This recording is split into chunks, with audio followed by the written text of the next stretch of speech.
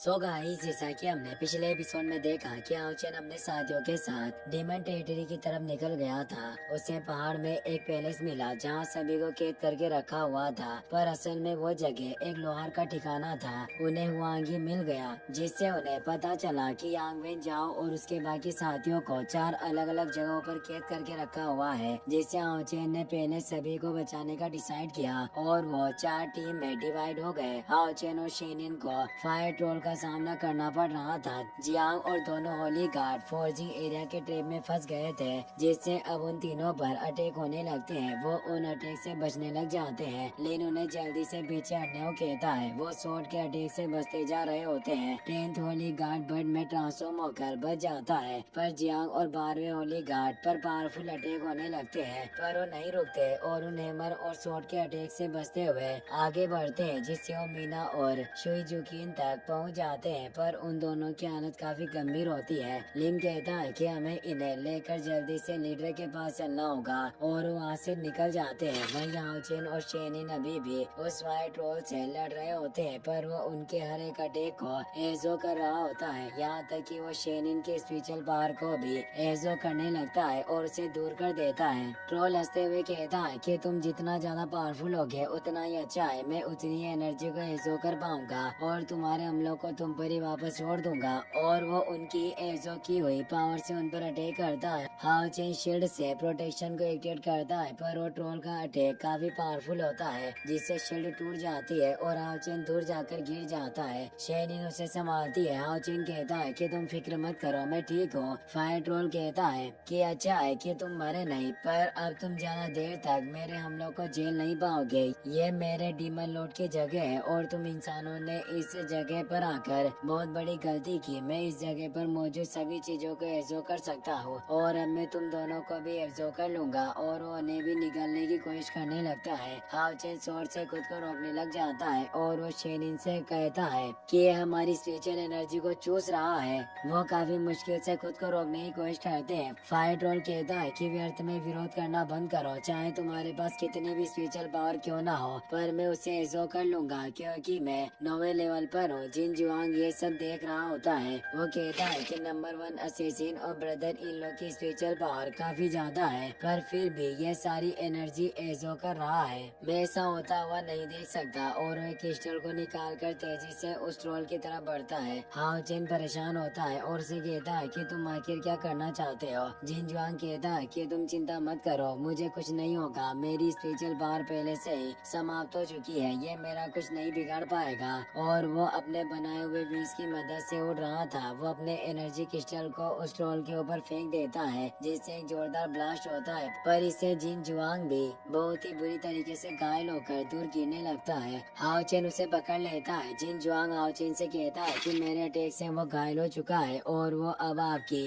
Special power को azo नहीं कर पाएगा। जल्दी से आप दोनों को से छुटकारा पाना होगा। हाउचेन कहता है कि तुम गंभीर रूप से घायल हो, फिर भी तुमने ये कदम क्यों उठाया। जिन जुआंग कहता है कि मैं ट्रोल को आप दोनों के सामने इतना घमंडी कैसे होने दे सकता था। मैंने जिसे ग्लास एक्सप्लोडिंग इन्वेंशन का इस्तेमाल किया, ये वाकई काफी अच्छा है, पर अब मैं एक ब्रेक लेना चाहता हूँ। सिस्टर और ब्रदर इन लो, अब सब कुछ आपके ऊपर डिपेंड करता है। वो ट्रोल वापस से खड़ा होने लगता है।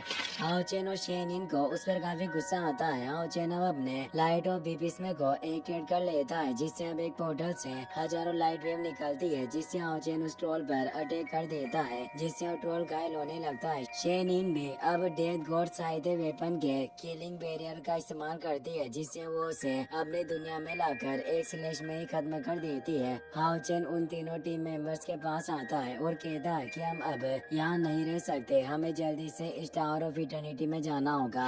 अब हमें 25 डीमन गॉड की टेरिटरी लैंड ऑफ फ्रॉस्ट को दिखाया जाता है, जहाँ डुआनी की टीम के 2 मेंबर फेंगजू और मूनिंग कैद होते हैं। उस जगह पर काफी ज्यादा ठंड होती है, जिससे उन दोनों की बॉडी जम रही होती है। फेंगजू कहता है कि क्या हम दोनों वास्तव में इस जगह पर मरने वाले हैं। मूनिंग कहता है कि अगर कैप्टन डुआनी री लेकर आ पाए तो हम निश्चित रूप से बच जाएंगे। फेंगजू कहता है कि डीमन उन्हें आसानी से जाने नहीं देंगे, जरूर उन्होंने काफी सारे डीमंस को उनके पीछे भेजा होगा। वो अकेले हैं, जिससे मुझे नहीं लगता कि वो री लेकर आ पाएंगे। मोर्निंग कहता है कि तुम काफी ज्यादा सोच रहे हो, हम निश्चित रूप से ठीक हो जाएंगे और वो हमें बचाने आएंगे। फेंग जू की हालत काफी खराब हो रही थी, उसकी पूरी बॉडी बर्फ से जमने लगती है। वो कहता है कि मैं अब और देर तक खुद को रोक नहीं पाऊंगा, अब मुझे गहरी नींद आ रही है और वो बेहोश हो जाता है। मूनिंग परेशान हुआ कहता है कि तुम इतनी जल्दी हार नहीं मान सकते, लीडर निश्चित रूप से हमें बचाने आएंगे।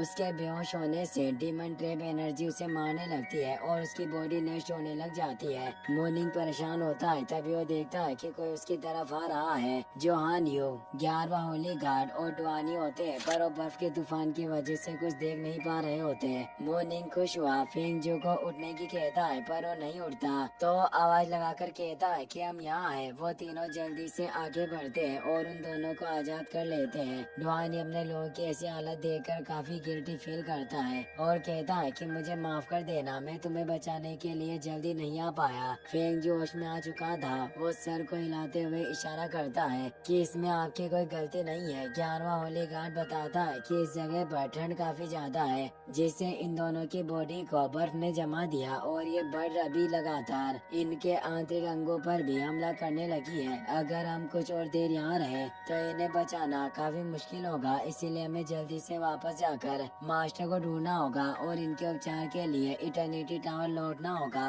और अब उन्हें लेकर जाने लगते हैं, पर तभी होली गार्ड को कुछ अजीब एहसास होता है कि बर्फ के तूफान में कुछ छिपा हुआ है, जिससे वो रुक जाते हैं और हमले के लिए तैयार होते हैं। तभी उनके सामने एक आइस ब्लेड मॉन्स्टर आ जाता है, जो 8वें लेवल पर होता है। वो उसे देखकर हैरान होते हैं और कहते हैं कि इसे देखकर लगता नहीं है कि इसके पास हमला करने की कोई स्किल होगी। मूलिंग कहता है कि तुम्हें सावधान रहना होगा, वो हमें फ्रीज करने के लिए आइस रिलीज कर सकता है। और अब वो ब्लेड मॉन्स्टर उन पर आइस अटैक करने लगता है। वहीं अब हमें इस पैलेस के प्लानिंग एंड फीलिंग एरिया को दिखाया जाता है, जहां अब वांग, चेनिंग और नोवा होली गार्ड पहुंच गए होते हैं, पर वहां बिस्ट लगातार उन पर अटैक कर रहे होते हैं। वांग उन्हें अपनी शील्ड की मदद से मार रही होती है, पर उन बिस्ट की संख्या लगातार बढ़ती जा रही थी। 9 होली गार्ड भी अपने चार्ज पावर से उन्हें मारने लगता है। वांग परेशान हुई कहती है कि ये मॉन्स्टर खत्म ही नहीं हो रहे, आखिर हम कब तक इन्हें मारते रहेंगे। चेनिंग कहती है कि आप दोनों इन मॉन्स्टर की चिंता ना करें, इन्हें मेरे ऊपर छोड़ दें। और अब वो ऊपर जाकर अपनी बिस्ट गॉडेस की पावर का इस्तेमाल करती है, जो war frost space evolution trick होती है, जिससे एक एनर्जी चारों तरफ फैलती है और वो सभी मॉन्स्टर अब नॉर्मल हो जाते हैं और वो चेनिंग के कंट्रोल में आ चुके होते हैं, जिससे वहाँ से निकल जाते हैं।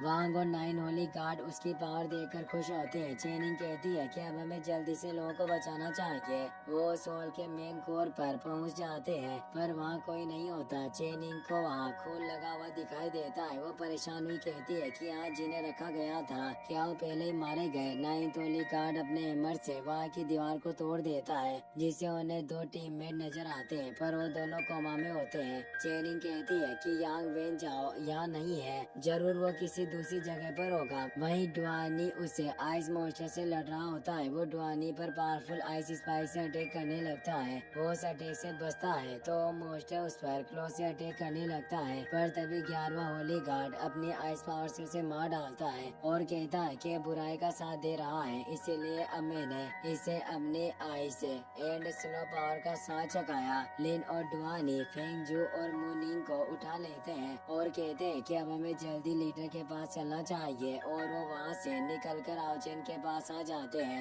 हाओचेन देखता है कि उनके घाव गंभीर हैं, इसीलिए उन्हें जल्दी से टावर ऑफ इटर्निटी में जाने को कहता है। चेनिंग भी अपने साथियों के साथ आ जाती है। अब वो सभी भी टावर ऑफ इटर्निटी में आ जाते हैं। टाइनी वन हाओचेन को देखकर काफी खुश होता है। चेनिंग यांग वेन जाओ से मिलना चाहती थी, पर उन सभी लोगों में यांग वेन जाओ नहीं होता, जिससे वो परेशान हो जाती है। एक लड़की काफी डरी हुई होती है, उसे डीमन कोड के विजन आ रहे थे। हान्यू उनकी पावर को रिकवर कर रहा होता है। चेनिंग भी उसे हौसला देती है कि तुम ठीक हो, और वो उससे पूछती है कि तुम्हारा लीडर यांग वेन जाओ कहाँ है। तो बताते हैं कि वो खतरे में है और यांग वेन जाओ को काफी समय पहले ही हम सभी से अलग कर दिया गया था, क्योंकि वो डीमन कोड चाहता है कि यांग वेन जाओ स्नेक डीमन पिलर की स्पीड यानी आत्मा बने। सभी से चौंक जाते हैं तो टीममेट बताता है कि उस डीमन कोड पिलर को रिबिल्ड करने के लिए एक फीड की जरूरत थी। यही वजह थी कि डीमन ने हमें कैद किया और मारा नहीं। उन्होंने हम सभी का टेस्ट लिया ताकि वो हम में से सबसे अच्छे को तलाश सके। यांग वेन जाओ हम सभी में से सबसे ताकतवर है, इसीलिए उन कमीने डीमन ने उन्हें पकड़ लिया। अब हमें यांग वेन जाओ को दिखाया जाता है जिसे 25 डीमन गॉड ने स्नेक डीमन पिलर के पास कैद किया होता है। वो कहता है कि तुम सभी लोगों में से सबसे टैलेंटेड हो, इसीलिए तुम इस स्नेक डीमन पिलर को रिफाइन करने में सबसे सुटेबल हो। अब स्ट्रगल करना बंद करो और इस स्नेक डीमन पिलर की एक अच्छी आत्मा बनो। यांग वेन जाओ को उस एनर्जी की वजह से काफी दर्द होने लगता है। इसी के साथ ये एपिसोड यहीं पर खत्म हो जाता है। गाइस, अगर आप इसका नेक्स्ट पार्ट भी जल्दी देखना चाहते हो तो इस वीडियो को लाइक करने के साथ साथ चैनल को सब्सक्राइब जरूर कर लेना। Take care, good bye.